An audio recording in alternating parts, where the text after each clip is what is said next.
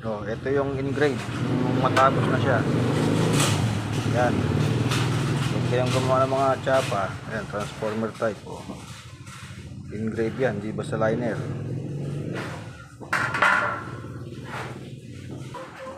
Siyempre, kailangan yung poste. Yan, simple lang. Dalawang bearing, hindi siya pantay. Mas mataas yung isa. Tapos ito, yung sa may likod ng speaker, sa may magnet. Ito, sa magnet yan. Kasama to.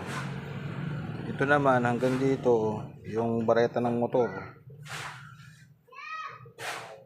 Ayan lang, oh. Simple. Oh. Ito, ang purpose nito, yung pangdiin, para bumaba ito.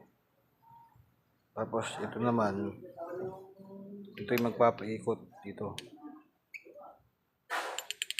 Yan. Ganun lang. Kailangan lang habaan nyo ng konti ito. Para kung medyo, halimbawa, flooring, pwede.